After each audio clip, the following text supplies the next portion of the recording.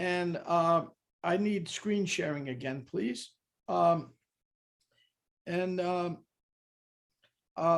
if questions come, is this on Facebook also? So if questions come in, well, you put them in the chat.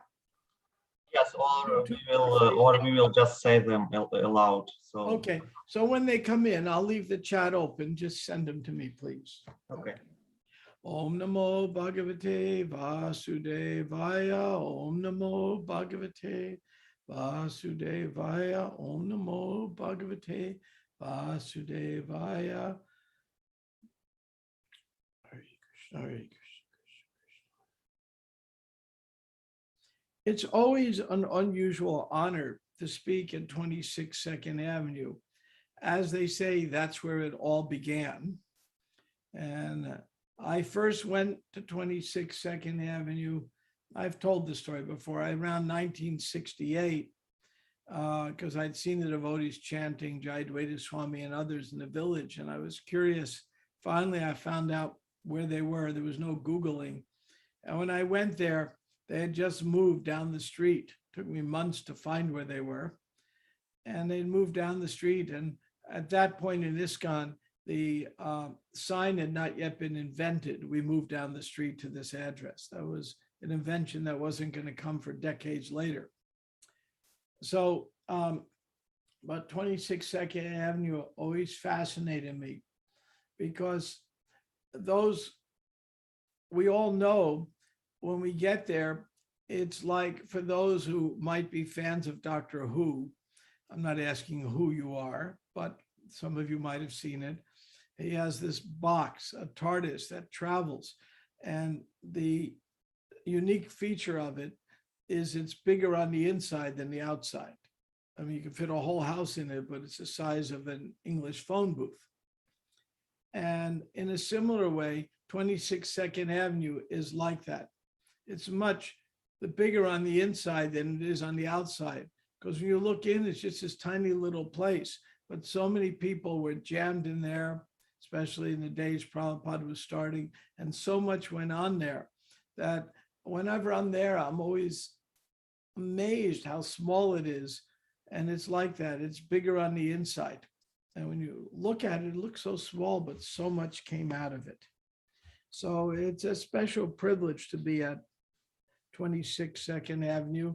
I see my friend Yadunath is on here, who he's been so active in trying to keep 26 Second Avenue alive. So that's it's really appreciated.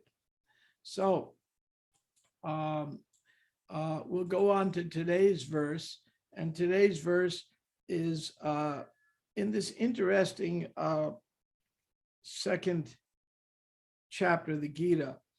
Now, the Gita, for those of you, I think everyone on here is likely familiar with the Gita, but if you're not, the Gita takes place in about 30 minutes. It takes a little longer to read it, but it was a conversation. I assume they speak Sanskrit fast, I don't know. But it was a conversation right before a battle. It's a historical place. I've been to that historical place, Kurukshetra, north of New Delhi. And in that battle, one of the great generals, Arjuna, really has an existential crisis. I do not want to fight.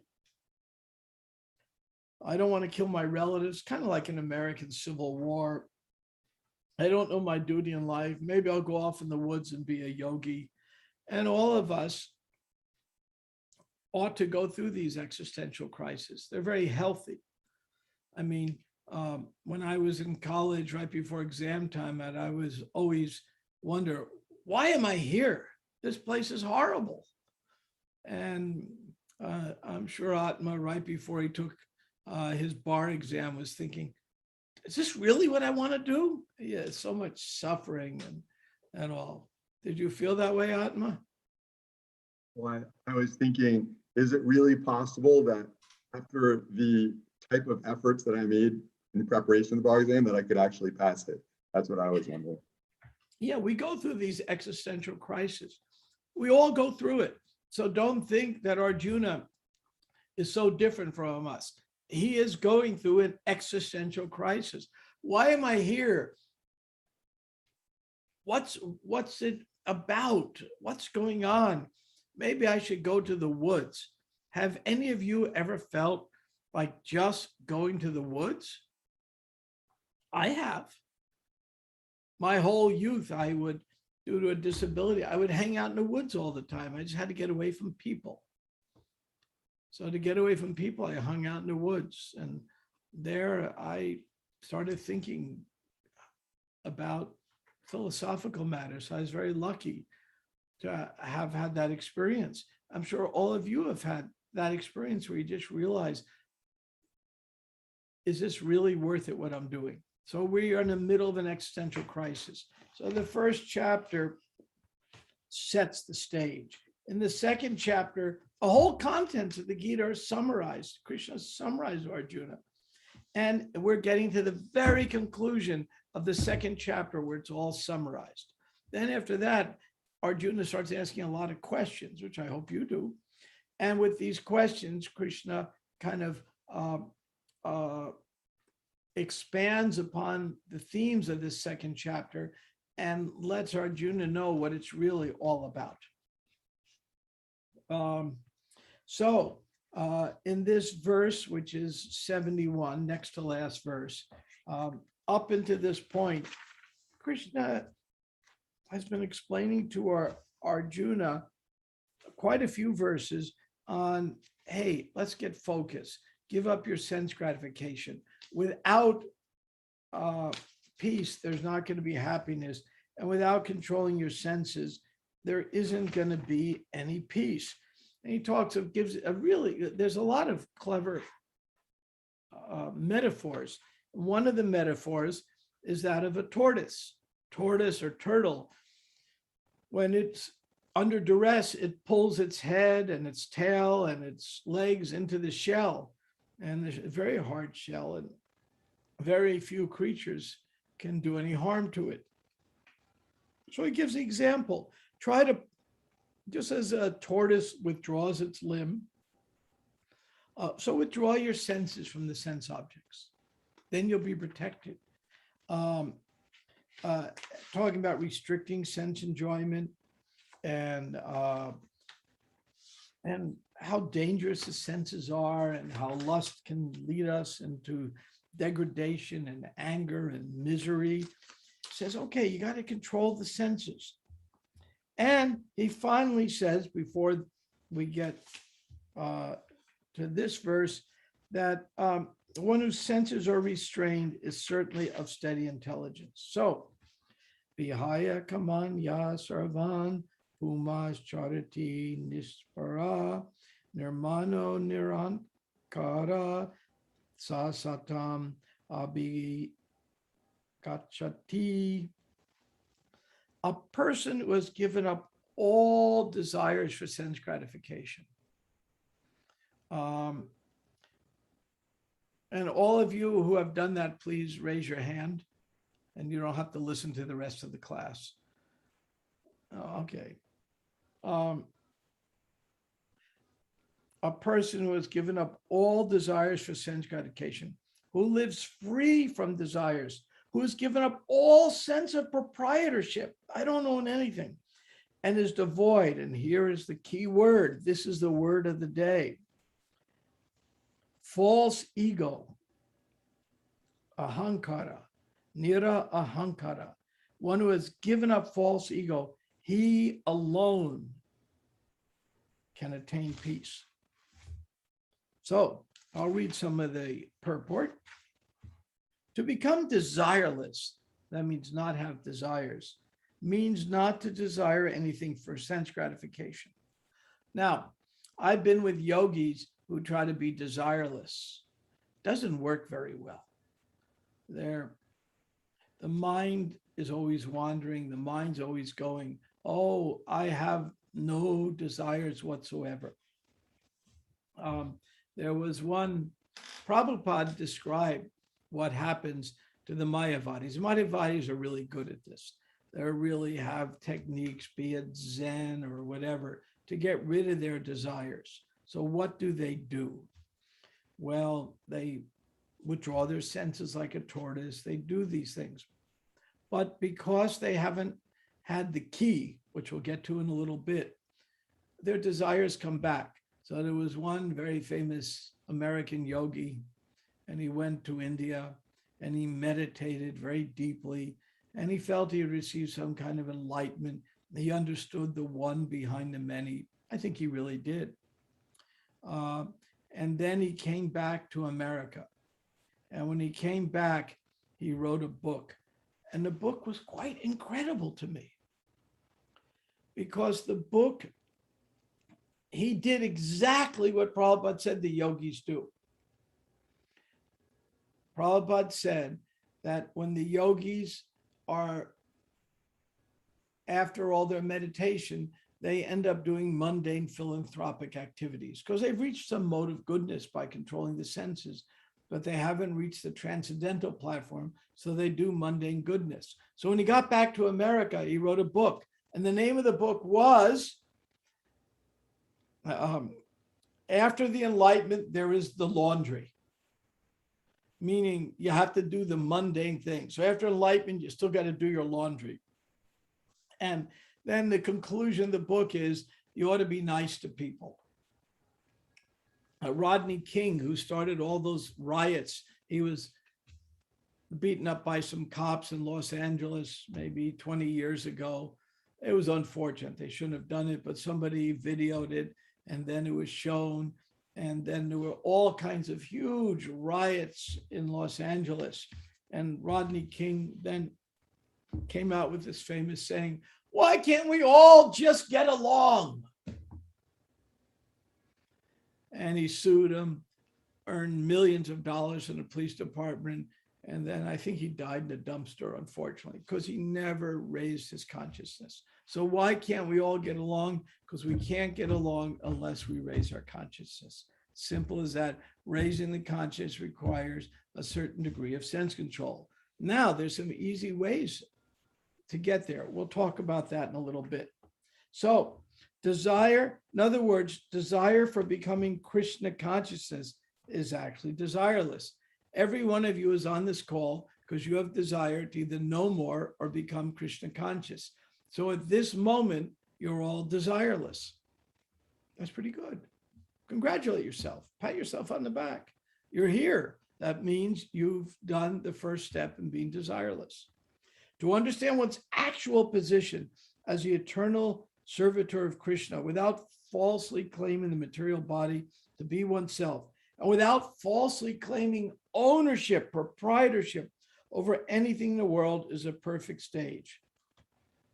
One who is situated in this perfect stage knows that because Krishna is a proprietor, therefore everything must be used for his satisfaction. Arjuna did not want to fight for his own senses, but when he became fully Krishna conscious, that's jumping ahead in the story, he did fight.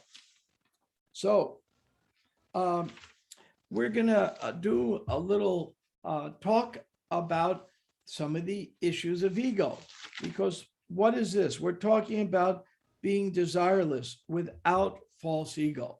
So let us, for just 5 minutes, explore the ego. Here it is. Okay, you see the screen, edging God out? That's what ego is, E-G-O, it's edging God out. So that's the way you remember. Whenever you have, your ego is in, you're edging God out. And most of the quarrels in the world that erupt between people stem from ego. Now, there's a famous Harvard professor says most corporate executives are one giant ego with a couple of arms and legs sticking out. Very good metaphor. A majority of executives who lose their jobs do so not because they're incompetent, because of interpersonal issues. Now, I am co-director of ISKCON Resolve, and I also mediate matters internally in the city of Gainesville. And I can say that from my experience in ISKCON and my experience in, you might say, the world outside of ISKCON, there is hardly a difference. It's just a time of quarrel and conflict everywhere. Braja Bihari and I were meeting with our wonderful mentor for all our ombudsman mediation work. We were meeting with her Friday. And we asked her this question: what do we do about people who just see everything as black and white? You can't discuss it. I have to deal with a lot of anti-vaxxers, and the city was about to blow up over anti-vaxxers. So I had to negotiate a peace between the union and the city. And a lot of people, probably on both sides, you couldn't even talk to. And we see that a lot. And our mentor, Mary, said to us, it's not just you. I'm talking to ombudsmen and mediators all over the country and all over the world. And it's really like that. Things are just coming apart at the seams. So some of you who are very cloistered in ISKCON think it's just ISKCON, this and that problem arises. They're coming apart. And the only solution to this is to rise above it. So we'll go on here. Ego. Ego is driven, the first line is really the essence, by underlying feelings of insecurity and self-doubt. I don't know who I am. Therefore, my ego blossoms. It brings pride. It's a persistent feeling of self-elation, of, how important I am. It's our defense against being rejected. When our ego gets, we don't even want to admit mistakes and be humble. We'll get to that. It's this insecurity and pride. So, oops, I went too far. We'll go back one. The opposite of ego is self-respect. This is a very important point, because it's very easy to think I'll give up ego, but if I don't have self-respect, then I become sort of useless. And we're going to get to the slide after this. We'll discuss a very important point that Bhaktisiddhanta Saraswati made. So we have ego versus self-respect. If we don't have self-respect, then eventually our ego will will replace it. In other words, if we think we give up ego, but we don't cultivate self-respect, then our ego will fill that void. Self-respect is driven by feelings of self-worth. I am an eternal servant of Krishna. That does have value. It gives me sense control. Here I have self-control. Self-respect is a balance between what I feel and what others feel. If I'm very concerned what others feel, but I have to think, how does it impact me? And if it impacts me in a false ego way, then my pride goes there. But if it impacts me in a way that I can use that to raise my consciousness, for example, if I'm giving a class and say Yadunath has his camera off, but let's say he's making faces at me, wondering what's going on with this class, where's it going? And so that could be driven by some false ego. In order to get past that false ego, he has to be concerned, well, what do others feel? But he also has to be concerned, we have to be concerned with what do we feel? And you're going to see why in a minute. I just want to leave that thought so you can see why in a minute. Self-respect results in developing a better personality. It makes the person self-dependent. It makes us be able to do something without thinking ourselves superior. Now, here we have a quote from Bhaktisiddhanta. 1 second here. I missed a slide. I'm sorry. Here we go.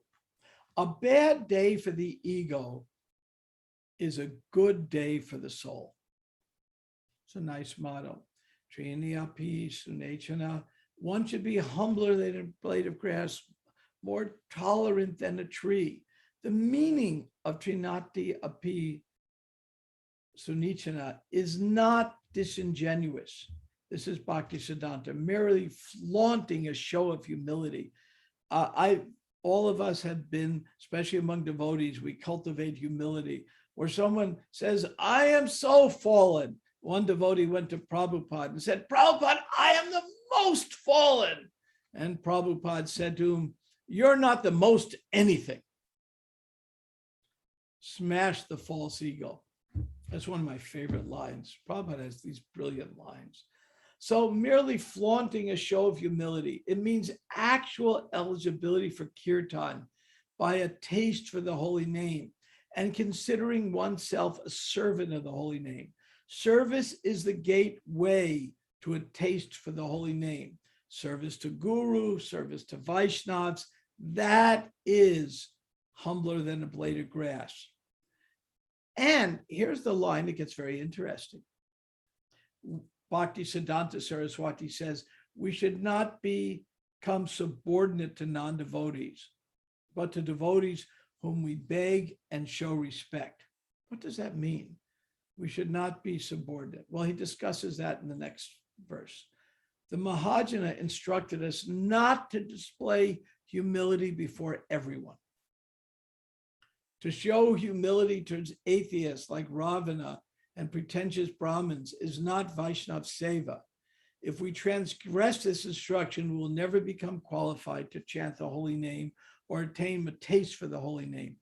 Rather, our actions result in becoming envious of others. I'll tell a story about this. There was Balavanta, a wonderful friend of mine, former GBC.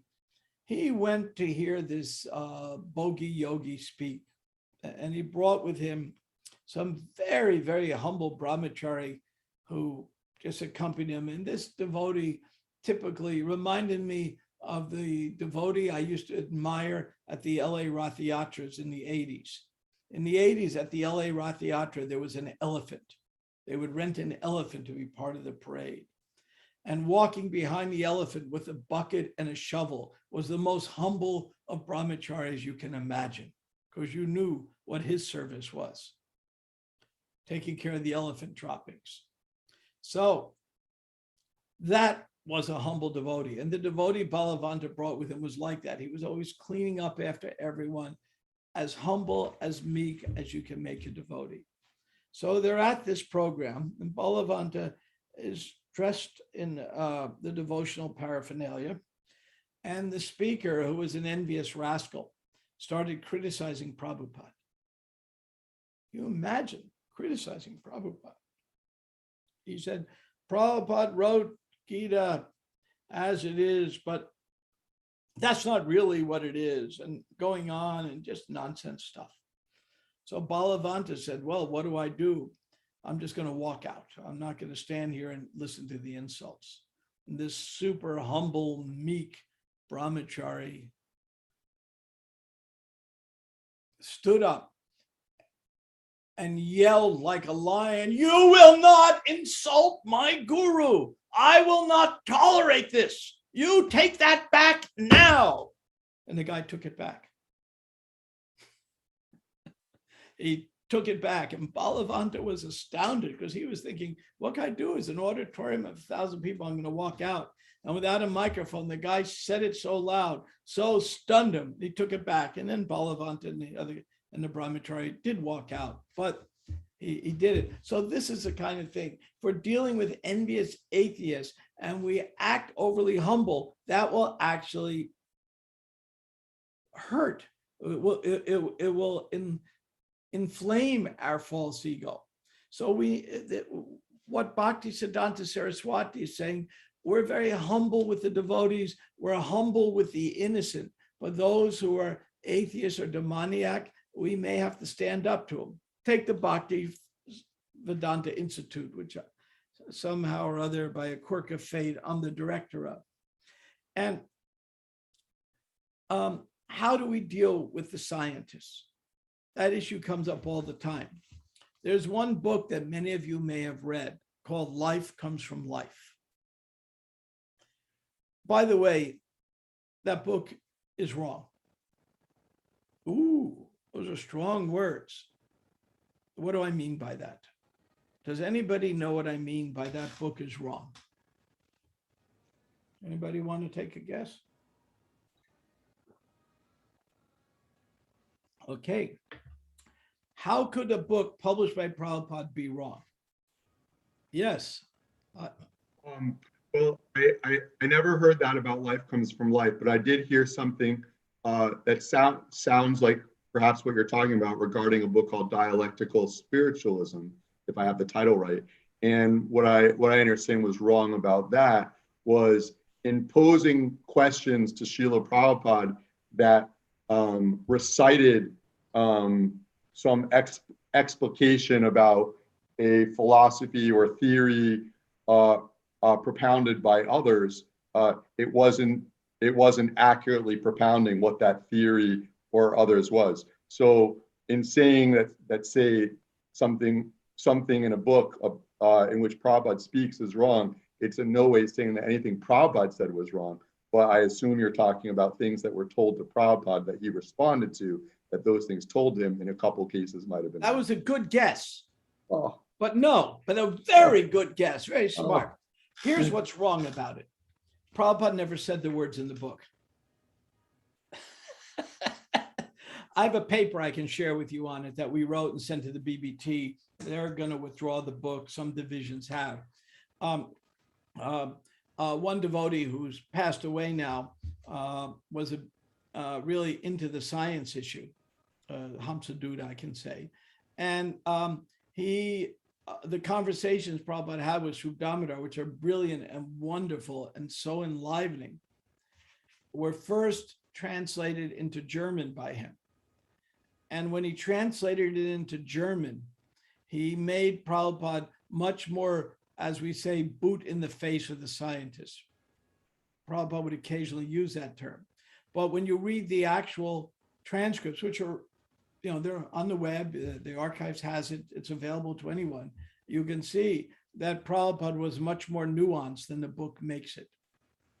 And the book is actually a heavier version of Prabhupada than Prabhupada was, because that's all Hamsaduda saw it.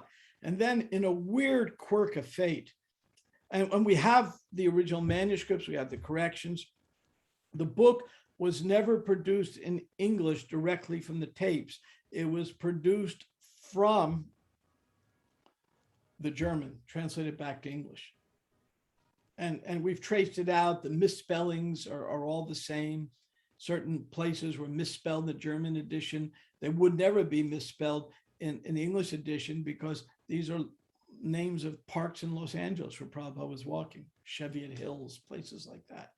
And they're spelled wrong in the German edition and also wrong in English. So Life Comes Life is a wonderful book, and there's a lot of nectar in it. But we analyzed it, and one time we found 5 words that were actually precisely what Prabhupada said.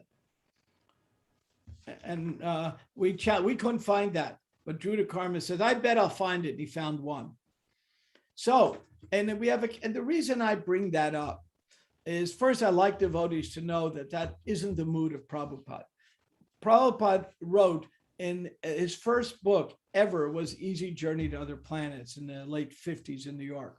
And he wrote, the scientists, they've done wonderful things. That was when Sputnik went up, a satellite, and they're looking at antimatter. He said, but the pinprick is they don't understand consciousness.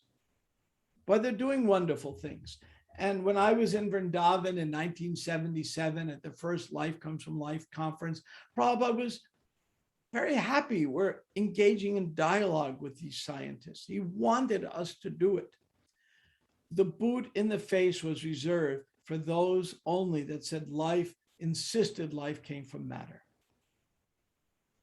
It was reserved for a very small section of scientists, those who push forth pure atheistic theories without evidence.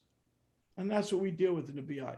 But most of the scientists aren't that way. Nowadays, there's so many scientists who understand that consciousness, the famous physicist in England, name just slipped my mind for a second, but he said the hard problem of physics is consciousness. We don't know what it is. And at the BI, that's where we spend most of our time, exploring consciousness. And if somebody doesn't know what it is, or they're bewildered, they're our friends, no boot in the face. It's only that very small section of atheists. So what Prabhupada is saying here, or Bhaktisiddhanta is saying here, is we're not to be humble to atheists. We're able to challenge them, not say, oh, Mr. Atheist, what you said is so nice. Let me think about it. That's all. But that's only a small section. Most of the people are the innocent in the middle. So,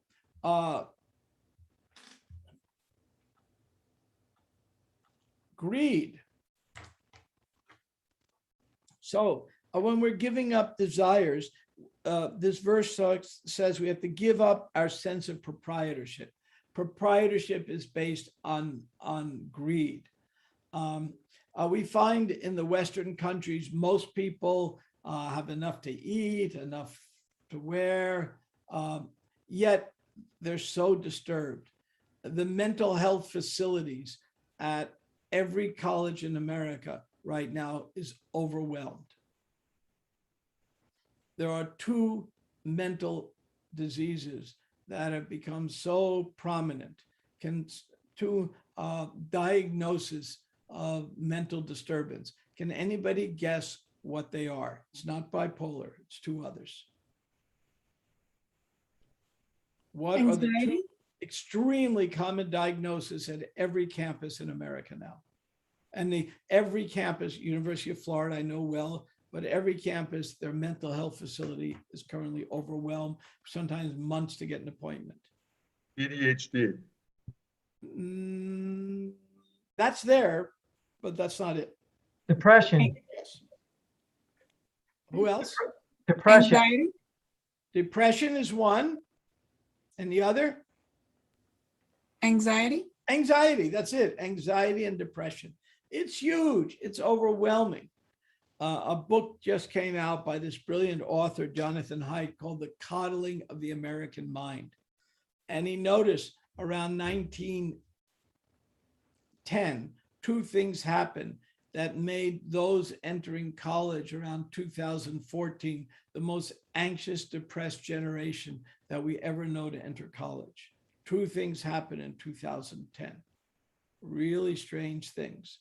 And they upset people's mind. It's very good for our movement, sadly, because people are so disturbed that they can't get material happiness that they may start looking for higher consciousness. Certainly in the 60s, Prabhupada arrived just at the moment where my generation said, the military industrial complex will not give us happiness. And we were looking for something else. Sometimes we were looking in the wrong places, but that's another matter.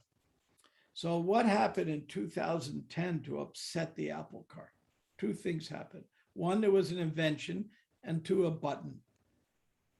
Any guesses? This is a hard question. Social media. Like button? The like button. Who said that? I did, Kevin. Hey, Kevin. Good job, Kevin. The like button on Facebook. And 2010, it was social media, but it was the iPhone, the mechanism for the social media. When the iPhone started becoming ubiquitous, and then the Androids, but the smartphone, or dumb phone, as I like to call it, became ubiquitous, and the like button came, that generation of high schoolers that all of a sudden had to deal with their identity being determined by like buttons, developed huge phobias and great anxiety, much more so among women than men. And then the college campuses became overwhelmed with anxiety and depression, and it's still there. So these 2 things happen. It's well documented. And so people are greedy. They want more. They want to be the prettiest, the smartest, the richest. They can't get it. They get frustrated. depressed, and anxiety. And finally, we'll conclude. And the only solution that Krishna gives to this is everything in the universe is owned by the Lord. So we only accept our quota, as the Isa Upanishad says. That's our quota. Now, for my god brother Ambarish, his quota is millions of dollars. For somebody else, it may be a few chapatis. But the way to overcome greed is to understand that we have to accept our quota and use it for Krishna. So these are some of the points in this very important end of the chapter. The chapter actually ends, and I'll read the last verse just to ruin whoever has to give the next class on that verse. That is the way of spiritual and godly life, after attaining which a man is not bewildered, or woman. Being so situated, even at the hour of death, one comes to the kingdom of God. So what is that? One who lives free from desires. What's the secret of living free from desires? To make our desires to do connected to Krishna. How do we connect it to Krishna? By good association and by various opportunities for doing service. That's how we give up our false ego. We replace our false ego with self-respect. What is that self-respect? I'm an eternal servant of Krishna. There ain't nothing better under any circumstances. And as the eternal servant of Krishna, then I get that self-respect. And once I have that self-respect, I can be a lamb when I need to be. And like that story I told of the bogey yogi criticizing Prabhupada, I can be a lion. And that's real humility, knowing when to be a lamb and when to be a lion. With that, I'll stop here. And I see my friend Kevin is there too. Nice to see you. And I'm going to pause to see if there are any questions or reflections or comments or criticisms which you can direct to Yadanath. Hare Krishna, Prabhu. Hare Krishna. Hare Krishna. Prabhu, thank you I just wanted to ask a question on the slides that you shared. How does ego relate to insecurity? And one of the points on your slides, Yeah, I was wondering if you could elaborate on that a little bit. that's a very good question. That means you were listening. You're listening intently to pick that up, because when I was preparing this, I was thinking about that. So, so how does insecurity relate to false ego? Is that the question? Yes. Okay. Those who exert their ego over us, I find, are invariably insecure. Because if they were comfortable in their own skin, they wouldn't want to lord it over others. It's not a comfortable position. But you take, I can't say his name, but our former president, he had a huge false ego. He had, as many psychiatrists and psychologists have shared with me, narcissistic personality disorder, where he thought he was the biggest, most wonderful, and he talked that way. He's one of the most, you can see it in him, one of the most insecure people. When he dealt with his opponents, he would insult their body. So-and-so had small hands. So-and-so was this. He would just make insulting words for all his opponents. And then when his opponents sometimes would surrender to them, he'd beat on them more. And that means he's one of the most insecure people. What are symptoms of insecure people? They go through multiple sexual partners because they're so insecure. I mean, the number of affairs he had, we don't know it. We only know of a few of them, half a dozen, so many more. So you find people who are highly insecure will have this overstated ego. We see it all the time. But people who know they're a servant of Krishna, they're actually have self-respect. And when we have self-respect, I don't want to degrade my body by putting it, by degrading other people's body. It's just something people with self-respect don't do. Does that help? If not, I can go more into this. Yes, it does really help. That's Thank a you. really nice question you asked. Yeah. Thank you very much. Mm. Are there any other questions here? Yes, Atmaji. Hare Krishna. One of the slides in your PowerPoint and something that you were talking about was that a devotee is humble before the devotees in Krishna, but not the non-devotees. Okay, and I'm thinking of some scriptural statements from scripture that support that, such as what sorry, now it's slipping my mind. When one should, like in the nectar of instruction, revealing your mind to devotees, or there's or for example, you have the devotee is the servant of the servant of the servant of Krishna. So I'm just wondering, so those are clearly consistent with that statement in your slide. I was wondering if you have something in mind that says more directly that it's obviously 100% true based on the statements I could come up with. I was wondering if you had some other statements from scripture that are more directly stating that.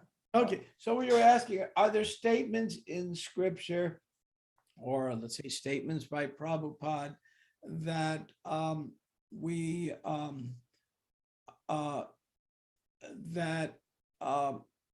there are times to be humble and times not to be humble? Is that what you're asking?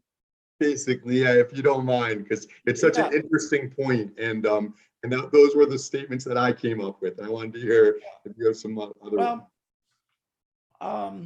we can look, one way to look at that, and that's a very appropriate question for this class, very, very appropriate. One way to look at that is to look at examples. And if we go through the stories of Bhagavatam, the Mahabharata, we shall see examples of people who had false humility and had real humility. I mean, if we go to Chaitanya Charitamrita, which is just 500 years old, so very modern, it takes place in our historical. I've shared this story before. It actually, the Chaitanya Charitamrita crosses modern history. Does anybody, maybe I don't remember if I told this class the story, but you know when modern recorded history from the West crossed paths with the Chaitanya Charitamrita? It did. Who was the first explorer from the West in the times of Columbus to make it to India? He was Marco looking for Polo? India. Who is that? Marco Polo? No, he was, good guess, because he was much earlier though. He was early because he came from China's side. Well, from Italy to China and then India. But that's a good one. You're correct, Marco Polo. But somebody, and of course, St. Thomas was there much earlier at the time of Christ, one of the apostles. But around the time of Columbus, by the ocean, let me say it that way. Who was the Vasco da Gama? Vasco da Gama. Gama?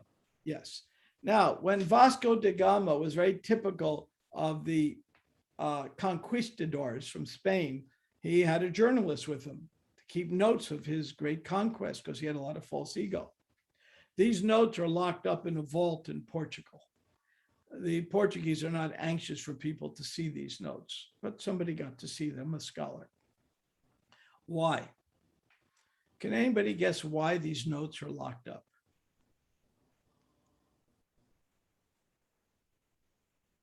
Yes. Well, I've guessed 0 for 2, so hopefully it can be 1 for 3 now.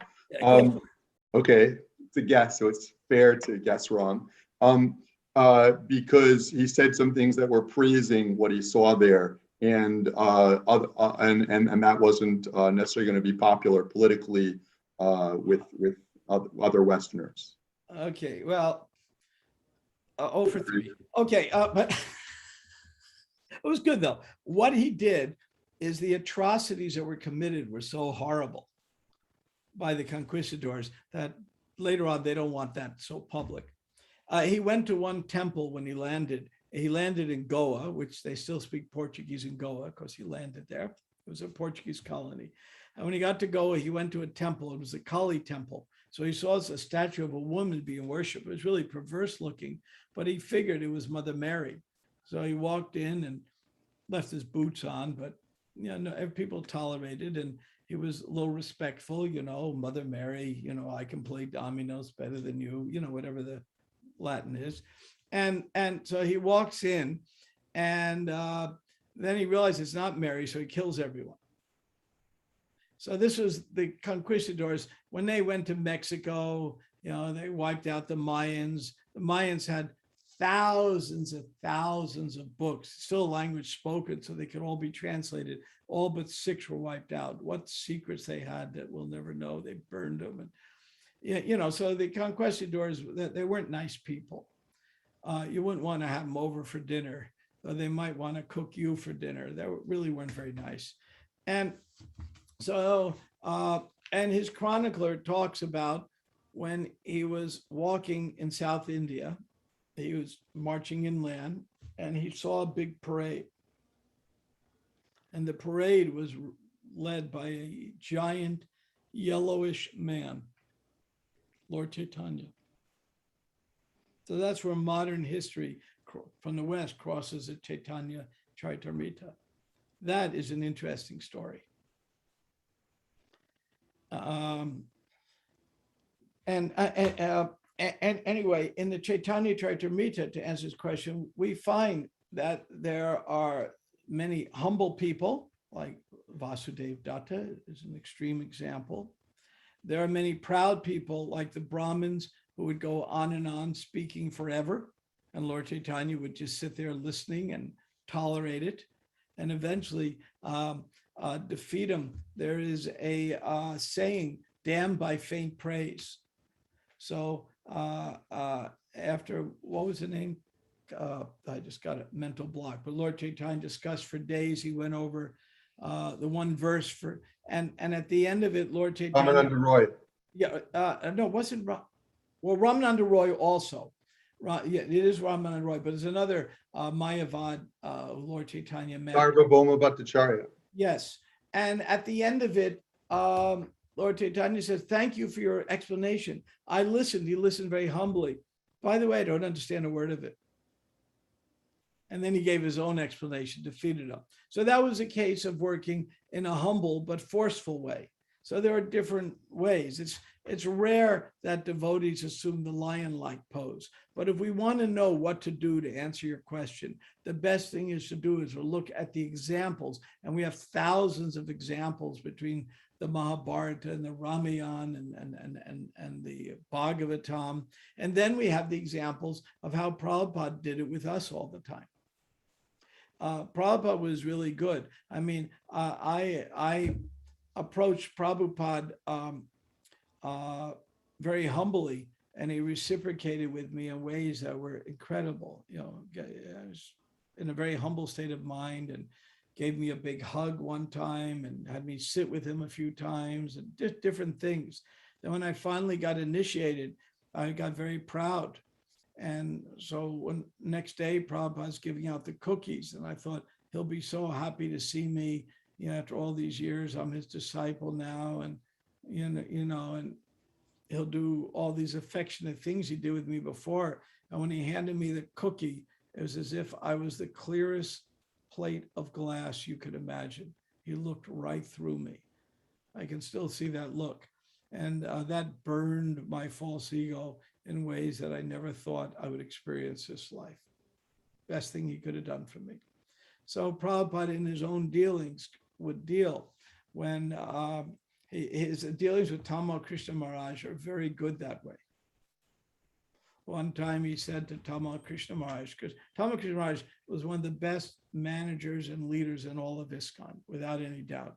There was hardly, when Prabhupada had any trouble, he would usually turn to him. What can you do to fix it? He was that intelligent. And then he wrote his dissertation, which Garuda finished, which is, the unique theological contributions of Prabhupada. But in the beginning, and sometimes he would exhibit that little bit of ego. So one time Prabhupada was with Tamal Krishna Maharaj. He said they were in Los Angeles. Maybe it was Watsike Avenue. I don't remember which street. I think La Cienega. They were on La Cienega. And he said to Tamal Krishna, there are millions and millions of planets. And you're on this one planet. Millions of universes with millions of planets. And you're in this one universe. And within this one universe, you're on this one planet. And on this planet, there are thousands, hundreds and hundreds of countries, and you're in this one country. And this country has 50 states and so many cities, and you're in this one city. And in the city, there are so many thousands of streets, and you're on this one street. And on this one street, there's so many buildings, and you're in this one building. And you're just trying to manage this one building, yet you think you're so important. So that was how Prabhupada dealt with false ego in a really perfect way. So it's like that. And all of us, and the reason I bring this up today is all of us will have desires for sense gratification, but our desires are simply because we haven't yet cultivated our spiritual well-being enough. And Prabhupada explained to me, I said, how do I advance? He said, if you get good association, gradually your material desires go down and your spiritual desires go up. That's what it's like. But for all of us who have been around for a while, we know it can be and will be a roller coaster. And then so Prabhupada responded to that, saying, it's just like a child learning to walk, sometimes a little stumbling, but you get up and you continue walking. And what he specifically says, and don't ever, ever leave good association. And then you're guaranteed success. So any other questions, comments, reflections, criticisms? Yes, Yadunath. Hare Krishna, thank you very much. It's always wonderful. You always have these wonderful inside stories and behind the scenes perspectives, and it's thank you for sharing all of what you know. Why don't you stop there before the insult comes? Yeah, you'd be better off. You're right. Okay. Okay. No, wait a minute. I have something to say. I will not be silenced. You said at one point that we have to give up our desire for sense gratification, and then you had this addendum there to some degree, and you kept going. And now the verse says a person who's given up all desires for sense gratification, who lives free from desires, and who's given up all sense of proprietorship, devoid of false ego, which is a really tall order for a lot of us. So can you expound on this idea where you added that little, to some degree, and the shastra sounds so emphatic, like totally you can't have any more? That's a nice question. The last sentence in the verse, he or she alone can attain peace. So because we haven't given it all up, and we're not always peaceful. Prabhupada was always peaceful. Sometimes for the sake of service, he could roar like a lion, and he could, it would exhibit the emotions of every person. Sometimes cry, sometimes laugh, sometimes worry, but he always had that inner peace about him, no matter what the circumstances. Still a person, but he had the inner peace. So here it says, he alone can attain real peace. Well, none of us may have real peace. Some of us might, but if we don't, then that means we still have some, we're still working on developing our consciousness. So one time I was having fun with the Veda base, which has all of Prabhupada's words in it. And I started counting. And I wanted to see one phrase that Prabhupada used, how many times he used it. And I was searching for it different ways. And I stopped counting at 150 because Prabhupada said something 150 times. And yeah, pretty much, there's very little to interpret. And the phrase was, Krishna consciousness is a gradual process. So when we get initiated, we often think, oh, I'm at the end. But the word initiation literally means beginning. You initiate something. I initiated a phone call. I began it. I don't initiate a phone call by hanging up. Oh, yeah, you know, you initiate by beginning. So we think, well, we're getting initiated. You know, I've seen it so many times. Somebody gets initiated and gets pure devotee syndrome, where they know better than everyone. And it happens to a lot. I mean, we just laugh at it. I mean, it happened to me. We all, we go through these phases. So it's a gradual process. So the important point is not, am I fully Krishna conscious? Am I fully free of sense gratification? That's the wrong question. Because if I'm not, then I get very depressed and hopeless. So the real question is, what direction am I going?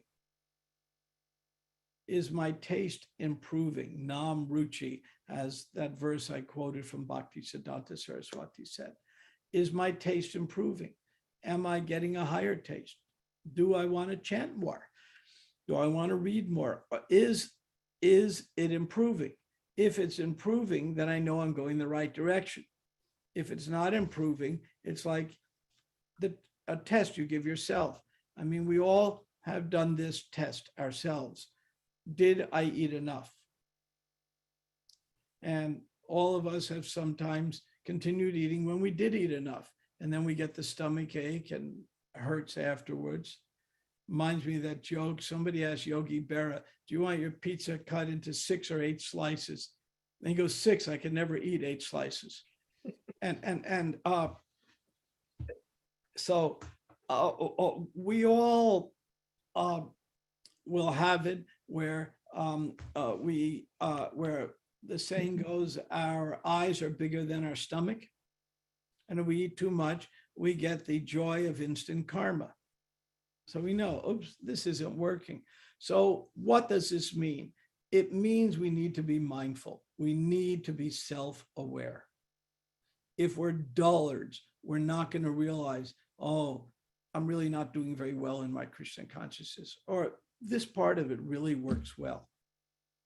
And so it's a lot of it is being self-aware. And this is precisely what Krishna is teaching Arjuna.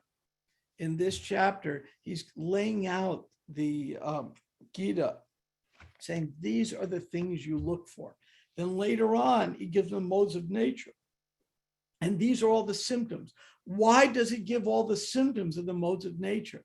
So Arjuna can do the self-test and see which mode is ruling him. And if he wants to leave the battlefield, he was thinking that's a mode of goodness.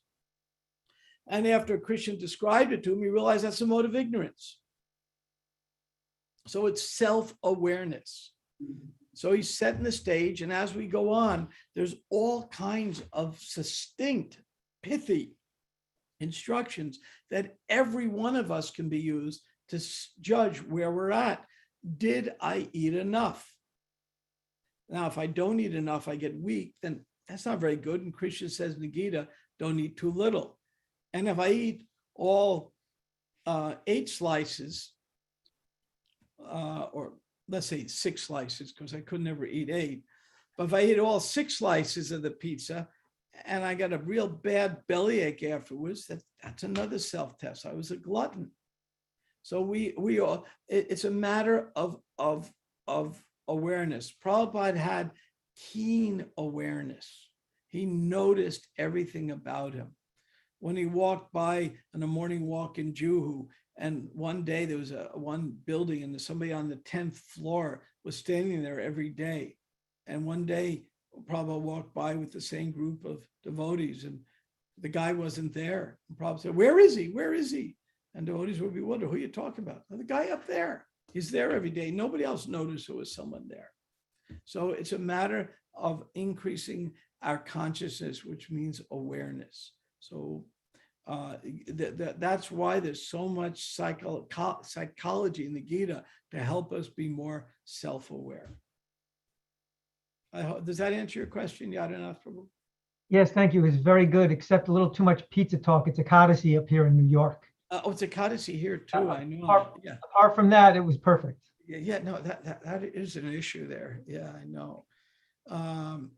Yeah, time for some potatoes. Okay. Any other questions or comments or reflection?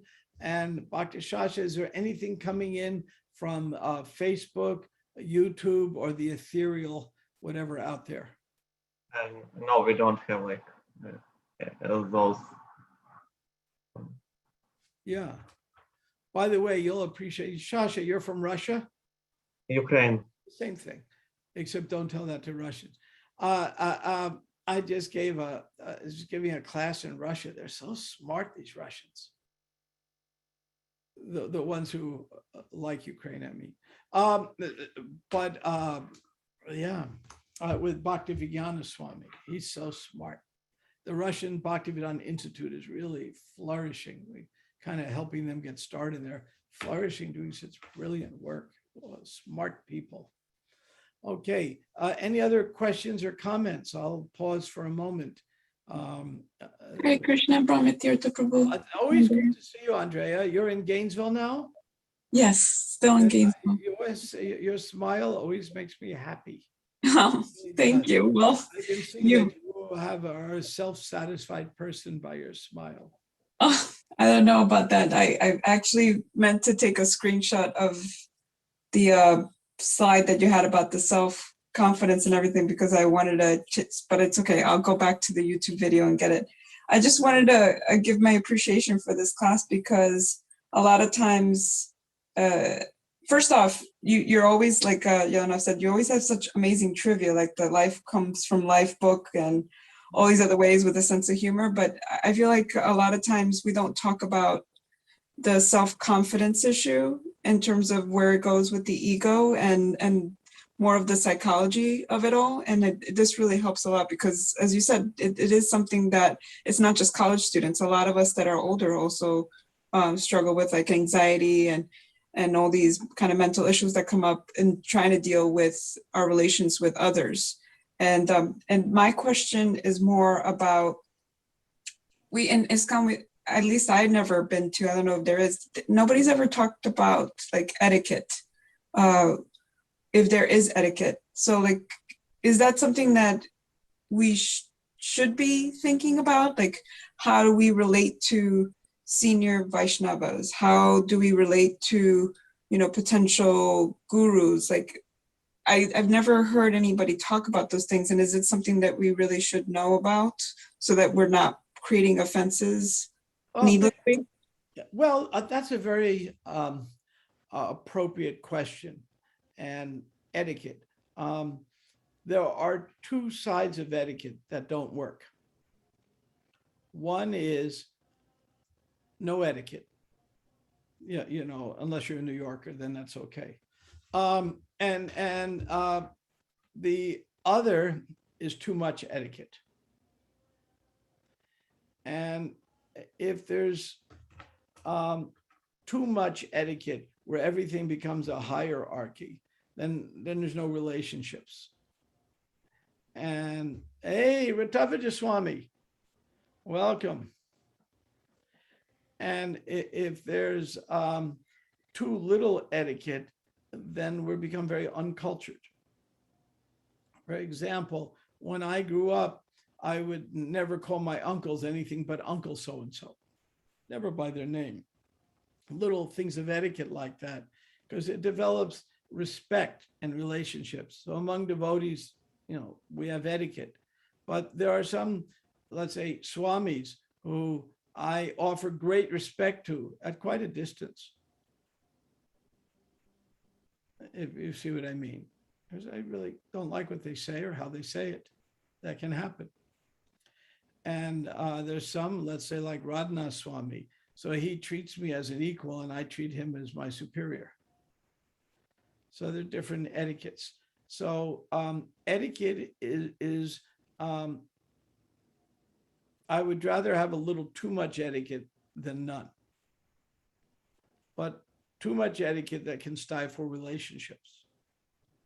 When Prabhupada was with his godbrothers, some were senior, some were junior, but they would be joking all the time with each other. It was in Bengali, so I couldn't understand. Finally, I found out one time what they were joking about. They were remembering when they used to be back in the old days, all the funny nicknames they had for each other. Just like we do.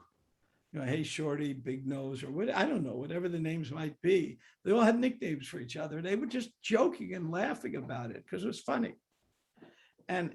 But if it's hurtful, it's not funny.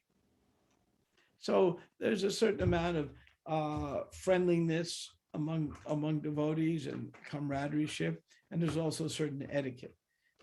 Temples that have very sharp lines of etiquette, then the friendships are not developed. Temples with no etiquette, the culture's not developed. So just like Krishna says, I'll paraphrase Krishna. He says, don't eat too much, don't eat too little. I say, don't have too much etiquette, don't have too little. To paraphrase Krishna. That's how I see it. Others may see it differently. So, if somebody's a Swami, I offer respect, sometimes at quite a distance. And sometimes, I want to grab their footsies.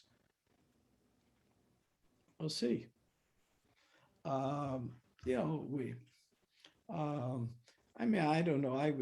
Maybe I shouldn't say this, but I'll say it anyway, because Sritapaja Swami knows there's very little filter between my tongue and my brain.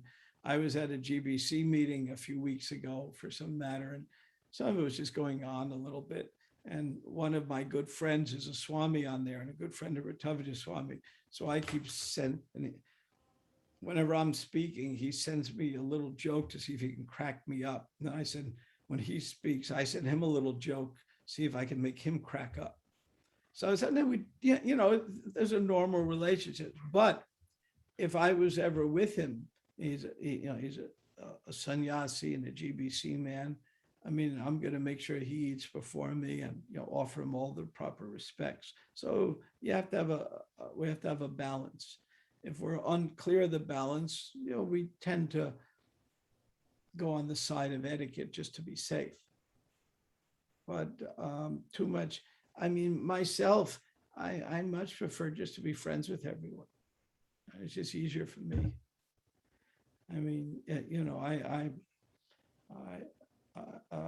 One time, I've told this story before, but one time in the 80s, it was common for the gurus to get a lot of donations. Then there were only a few gurus in ISKCON, a lot of donations. One time, Hridayanand Raj, it's his birthday, so disciples were giving him checks, and I'm standing next to him with a bag collecting the checks in the bag.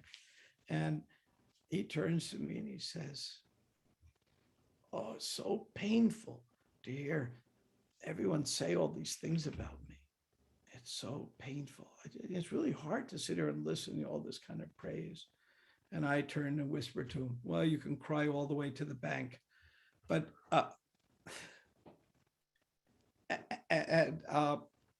and then one time, about 4 years ago, Radhanath Swami and I went on a half a day walk.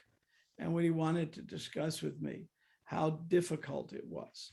And he was revealing his mind, how difficult it was, because he's now a big guru and people say all these things of him, and every day he has to wash it off him so he doesn't believe it. And he was telling me his inner struggle. He just wanted to reveal his mind to, someone with, like I said, some friendly relation, how difficult it is to have to listen to this all day. And there's not a day that goes by that he doesn't have to, you might say, remind himself that this isn't true, that he's just a humble servant of Prabhupada. That's very, and I was really, he really kept opening his heart up how difficult it is. So there's the etiquette. Disciples have to do it, but everyone also needs their friends too. So it doesn't, it's difficult. It's very difficult to accept that kind of etiquette. I hope that answered your question on it. Any other questions or comments? I think time's almost up. I don't pay attention to these things so much. Ritavaja Swami, would you like to say something?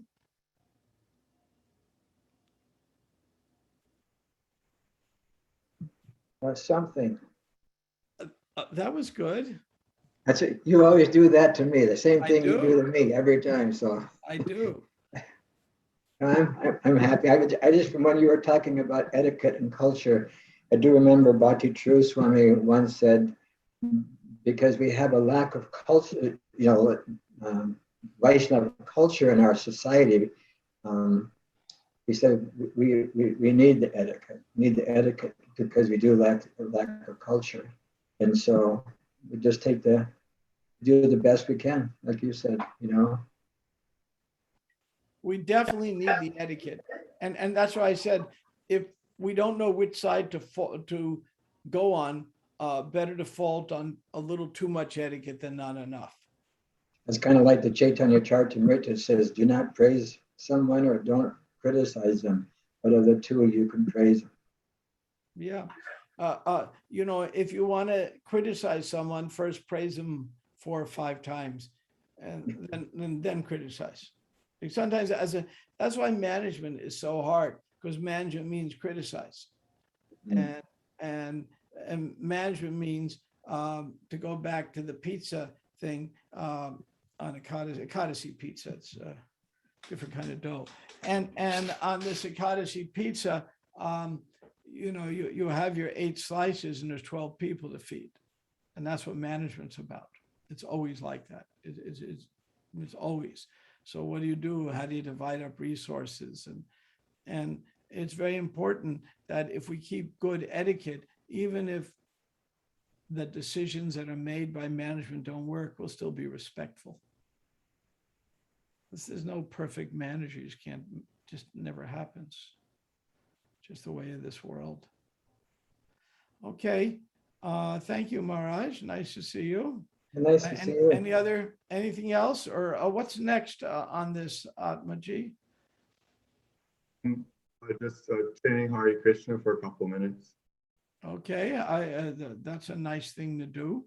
Okay, thank you very much for inviting me into your homes all over the place. Miguel has this amazing picture. That's interesting. Quite, yeah, I like that. Okay, I'm happy to see you all. And